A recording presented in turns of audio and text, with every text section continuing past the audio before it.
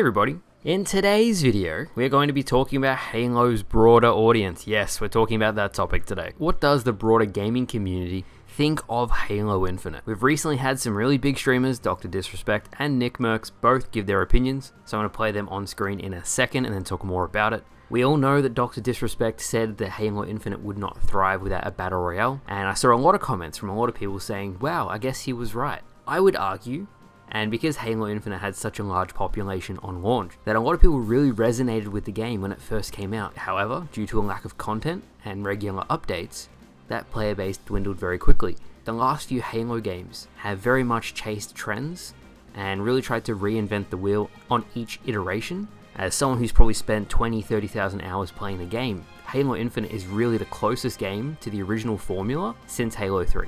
There's lots to love about Halo Infinite. They fixed the sprint versus no sprint debate, the art style looks beautiful, and the game feels fun to play. Three really big things, and 343 nailed those things. Unfortunately, where they really fell down was marketing the game as live service, and due to the issues that they had during development, have not been able thus far to fulfill the live service portion of the game. I've read a lot of comments from you guys that say if the game was feature complete with everything we expect from the game, you probably wouldn't have minded the battle pass system, the microtransactions, or even the pricing system, having skill-based unlocks, a progression system, forge, you name it. People wouldn't have minded as much. And because 343 has to go back and one, fix the technical debt, the shortcuts that were made during development to get the game out on time, and two, go back and finish what should have been out on the game at launch, has meant we've basically had a year-long beta. And one thing I've noticed is the Halo community is extremely resilient. We really do love the series.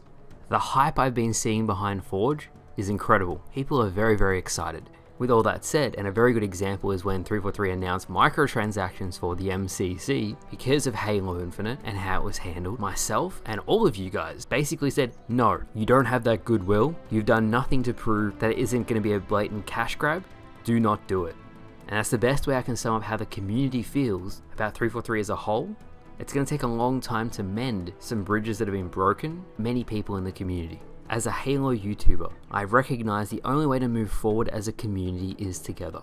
Working with 343, working with the amazing forgers who are going to create amazing content, working with other YouTubers, fostering that really strong sense of community is the only way we're going to move forward. That's why when I make videos, I'm not always 100% negative or 100% positive. I try to do a balance of both because it's very, very important to be critical. I'm brutally harsh when it needs to be, but also when they do something good, like the cut content that is coming for Halo 1 and Halo 2 by working with modders that everyone seems to be unanimously excited for. That's a really good thing, and they should be praised for doing something like that. It's never all one way or the other, and a balance, I feel, is the best way to go about it. The point I'm trying to make is while the Halo community is forgiving and is very wary of what 343 is doing at the moment, the broader gaming audience is ruthless. They will move on and never come back. The Battle Royale may not even bring back a large audience. It really depends on how 343 markets it, but 343 really wants that broader audience, and they may not get it. A good example of what the broader gaming audience thinks of Halo Infinite is of course what Nickmercs and Dr. Disrespect said, so I'll cut to that now.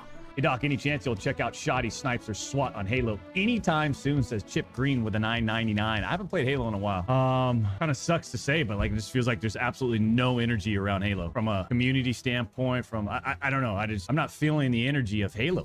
And it sucks to say it. Such a Halo fan. I don't sound like a broken record about the whole Halo BR Battle Royale thing. I mean, I've been saying it for years. I was saying it during the H1Z1 days. Halo would make the best Battle Royale.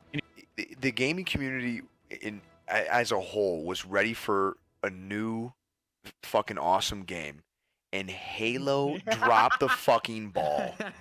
Everyone at that fucking company should be ashamed of themselves, man. 343 is a joke. They're fucking awful. They don't give a shit about anybody that plays their game, old or new. Their fucking pride and ego got in the way of what could have been an incredible timing.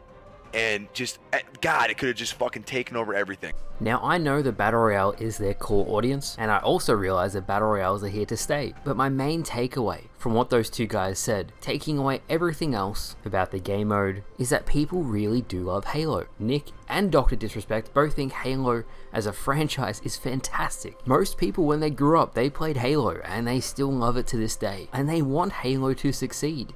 It really shouldn't be us versus the Battle Royale people, or us versus 343, or the Halo community versus everyone else. Halo should have the full suite of features that we expect. It should have a Battle Royale as well to cater to the new audience of gamers that love that game mode, and so the buck stops with 343.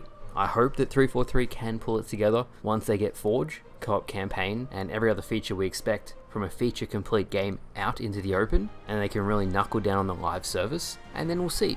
It's important for me to make this video because in a year's time I want to look back and I want to see how things have changed. If they've changed for the better, I'll make a video changing it for the better. If it's completely gone down the toilet, I'll make a video about that too. If you are a Halo fan and you are thinking of jumping back into the game, there is quite a lot to look forward to. The Halo Master Chief Collection will be having full Steam and mod support, so the modding scene on that game is absolutely going to explode.